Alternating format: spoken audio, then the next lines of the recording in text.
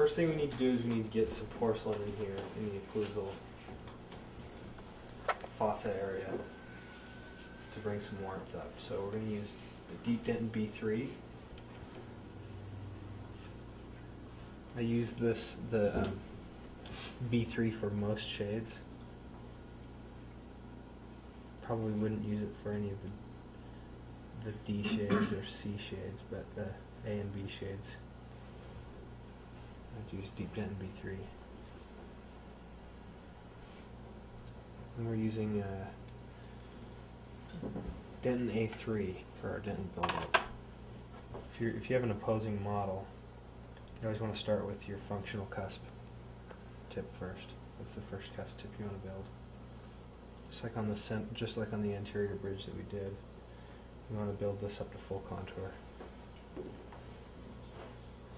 Although we're focusing only on the buccal, lingual, and interproximal surfaces. We're not going to build the occlusion with Denton.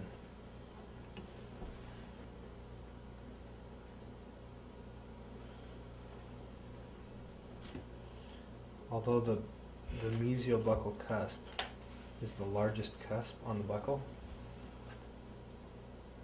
the distal buccal cusp usually is longer. Just like building an anterior tooth, you don't want to overbuild this. You don't want to slop the porcelain on. Just put the porcelain where it needs to go. Some of the common mistakes on upper first molars are in making the distal lingual cusp too small. So be careful of that. Don't make it too small.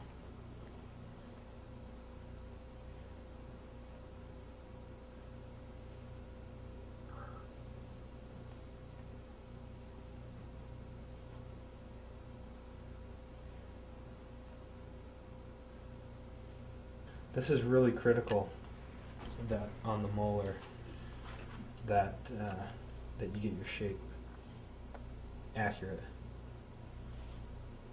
because if you get too much clear on the next layer, it's going to look funny.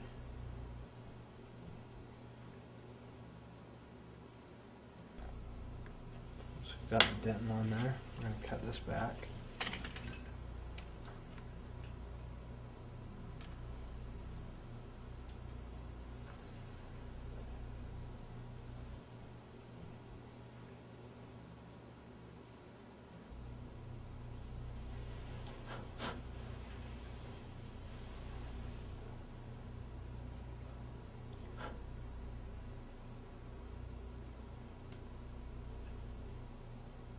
Need to cut back the whole thing, all the way down to the gingival.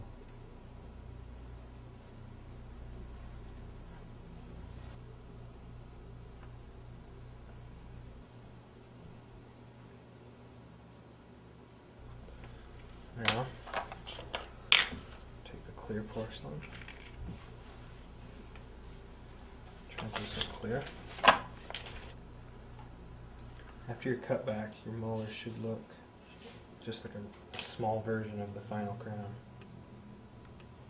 With primary plane anatomy, we're going to apply this layer of clear. Don't get carried away with this layer. It's got to be really thin. It's got to go all the way down to the margin as well. So you don't want to overbuild that area. You're not going to have room for your final enamel layer. Extend this clear porcelain up past your dentin. Build up just a little bit.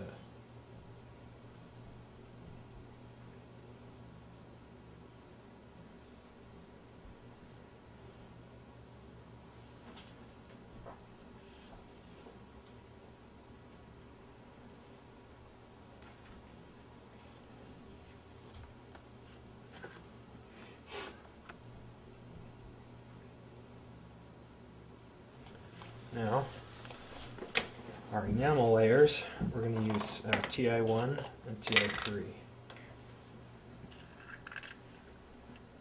Same principle on the molar. We want to alternate contrasting porcelains.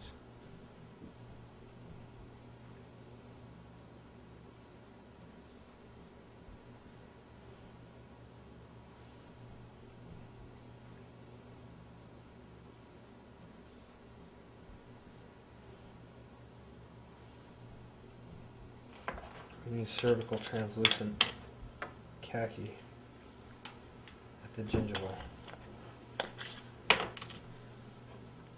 That's our enamel layer for the gingival third.